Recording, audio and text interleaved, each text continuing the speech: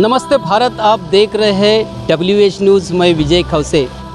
मैं इस वक्त पवित्र दीक्षा भूमि के मैदान पर हूँ और मेरे साथ है भदंत संगानंद महास्थविर, जो कि बुद्ध धम्म के प्रचार प्रसार के लिए निरंतर लगे रहते हैं।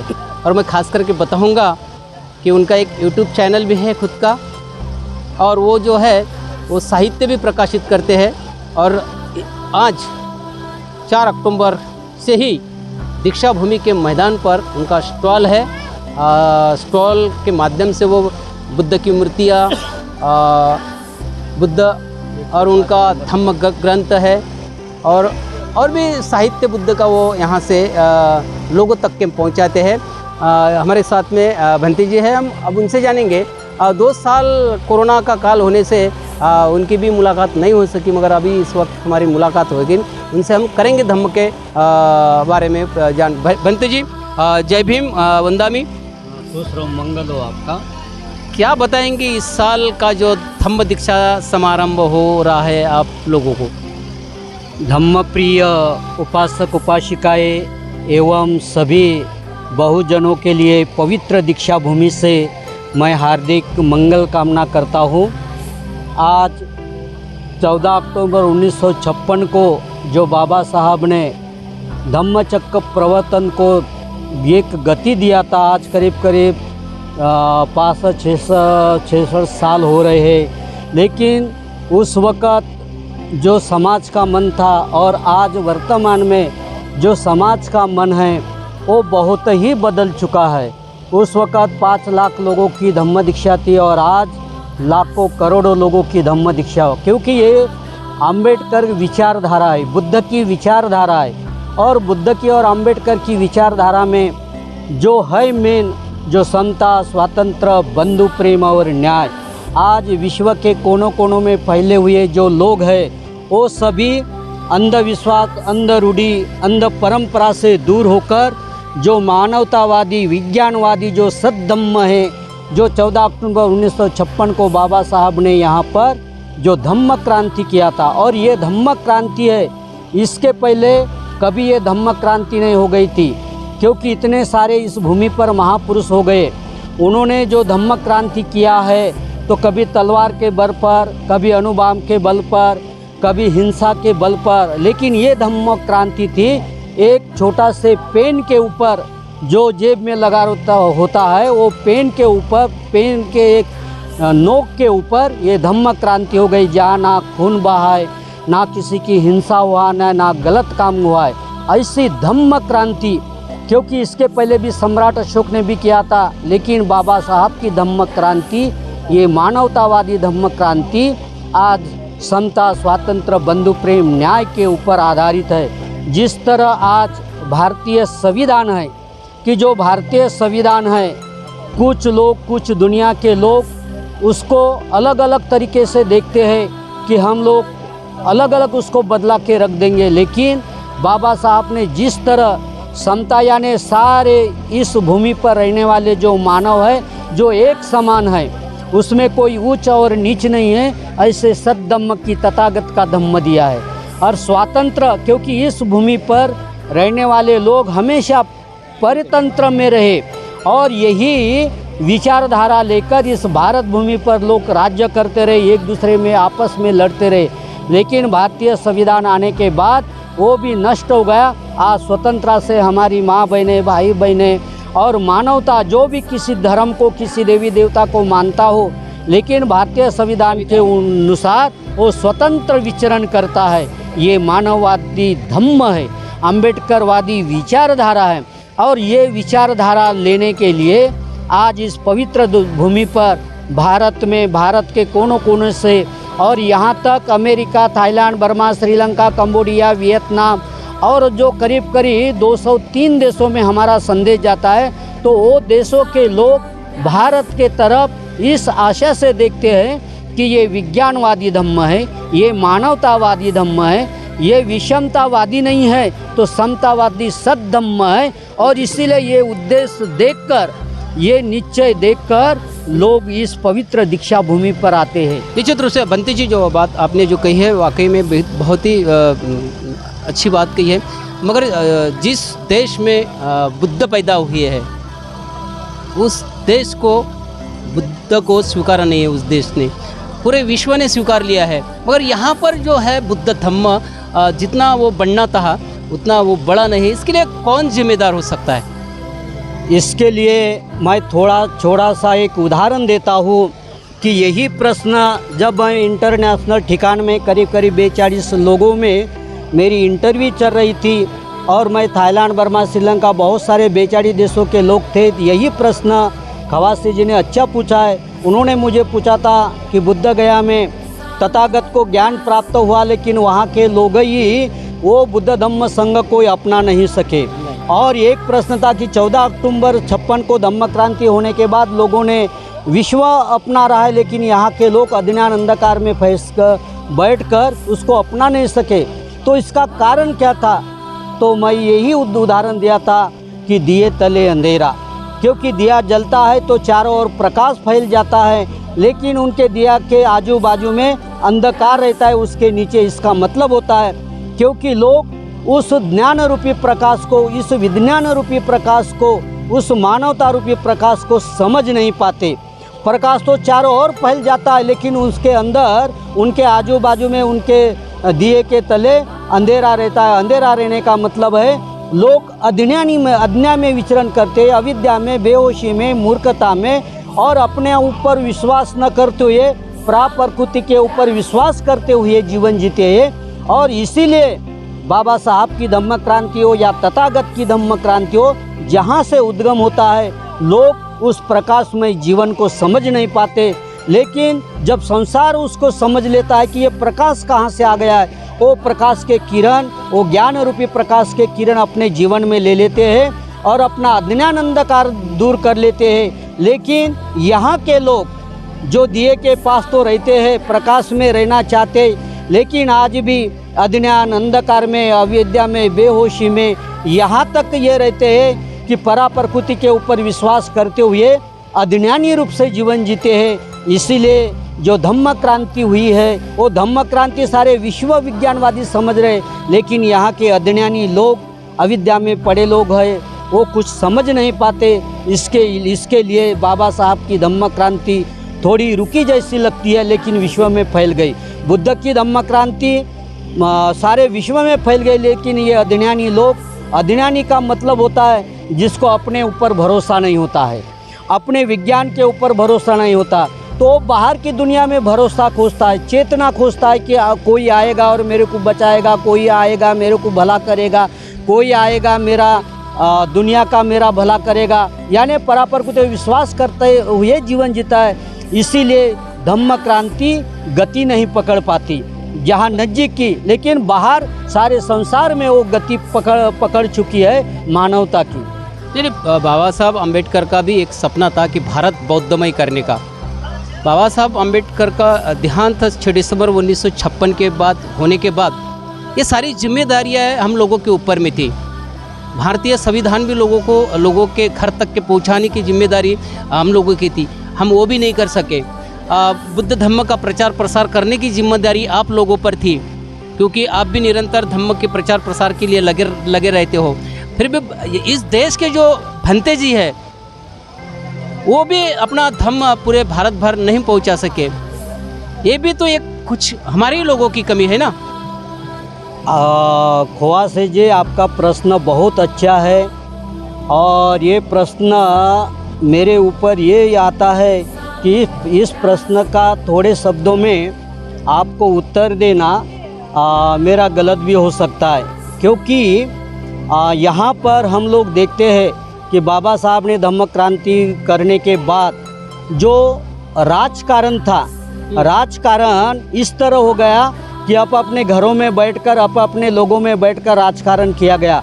तो राजकारण वालों ने कभी धम्म को सहायता नहीं किया, वो अपनी ही डबली बजाते रहे और यहाँ से वहाँ भागते रहे, वहाँ से। आपका कहना है कि उनकी महम जिम्मेदारी थी, राजकारण जो है उनकी जिम्मेदारी थी, उन्होंने अलग अलग कर दिया। बाबा साहब का विश्वास था कि रिपब्लिकन पार्टी ये करेगा और धम्म को साथ देगी, लेकिन रिपब्लिकन पार्टी वाले लोगों ने भी अपनी डपलियाँ बनाकर जहाँ वहाँ घूमते रहे और धम्म से हमेशा दूर रहे।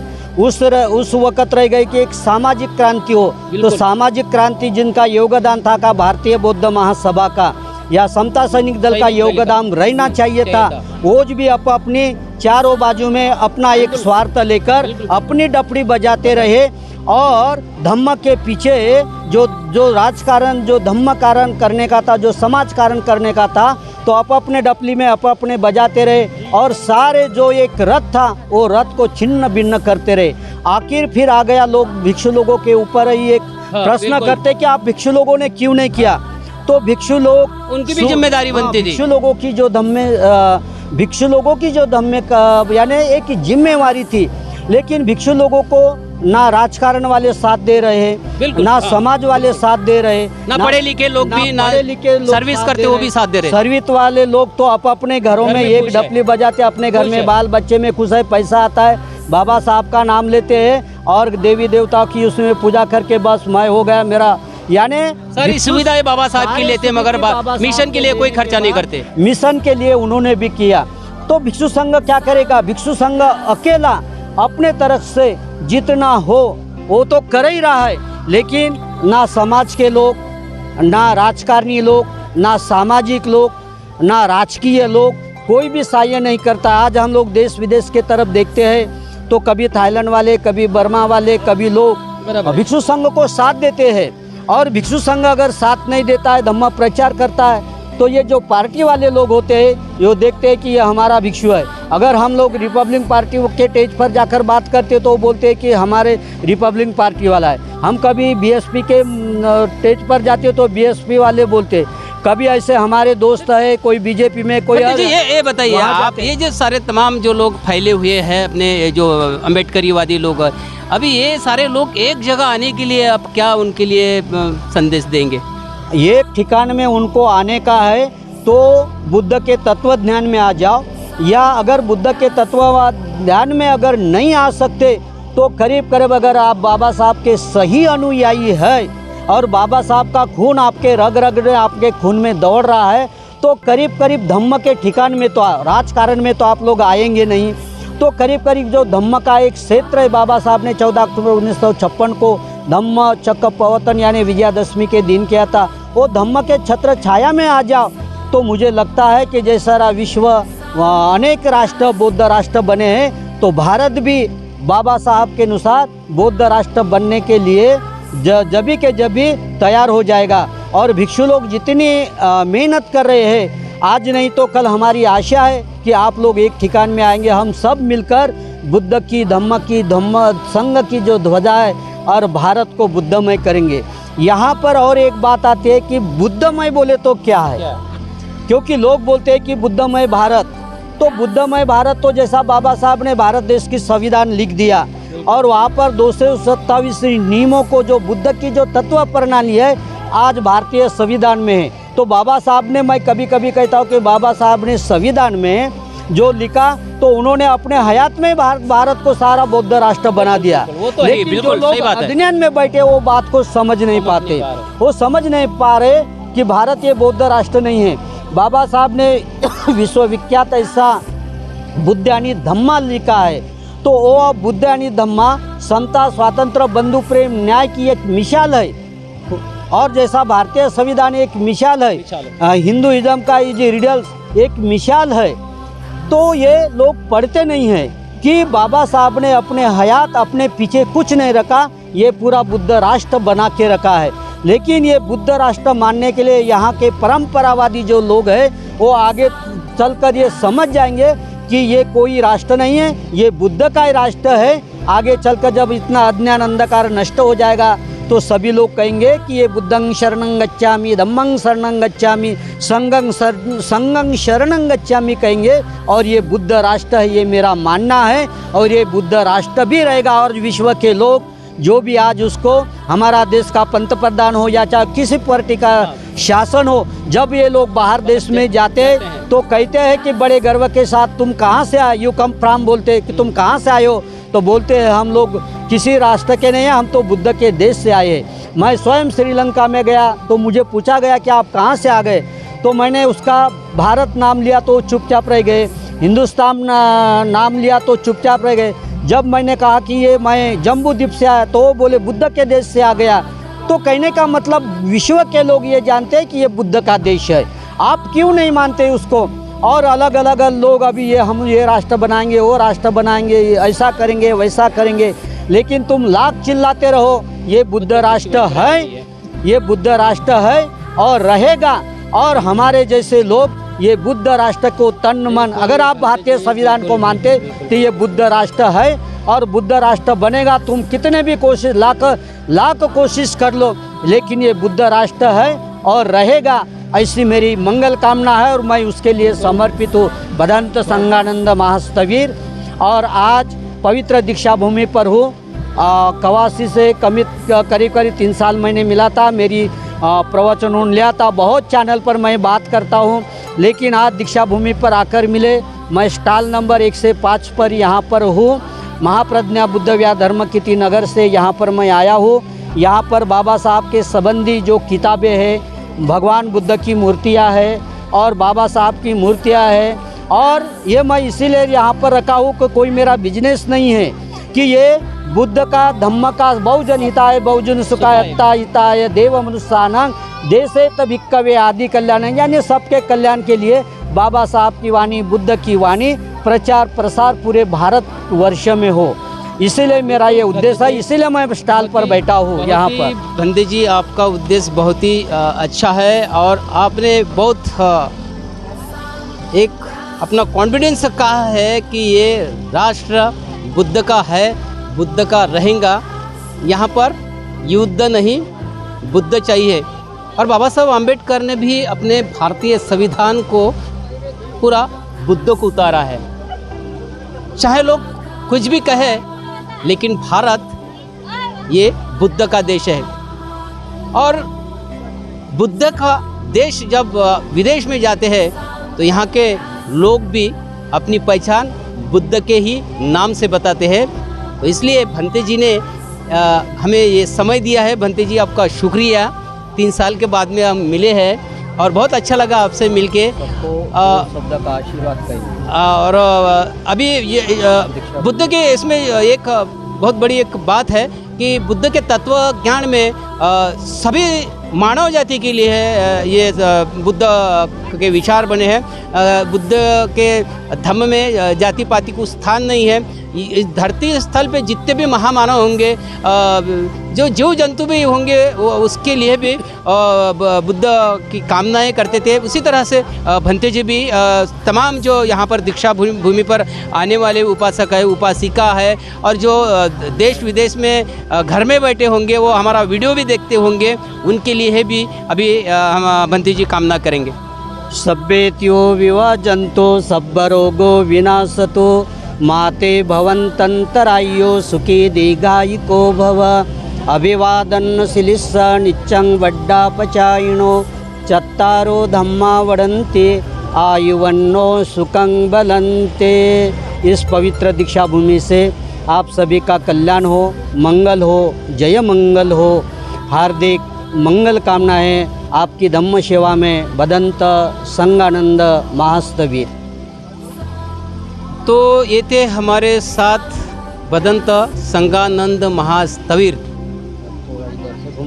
तो आप देखते रहिए WH न्यूज़, लाइक करें, सब्सक्राइब करें। हाँ, कल 5 अक्टूबर धम्म दीक्षा सम्मेलन का हम हमारे चैनल पर पूरा कार्यक्रम बताएंगे। तो आपको कल का कार्यक्रम देखने के लिए हमारे चैनल को आपको आज ही सब्सक्राइब करना होगा। तो दोस्तों, हमारे चैनल को अवश्य सब्सक्राइब करें और ये जो खबर है पूरे आप दुनिया में शेयर करें। यही मैं आपसे गुजारिश करता हूँ, क्योंकि ये जो विचार है, ये जो भंते जी के विचार है, पूरे विश्व में जाए। इसी के साथ मैं विदा लेता हूँ। जय भीम, नमो बुद्धाय।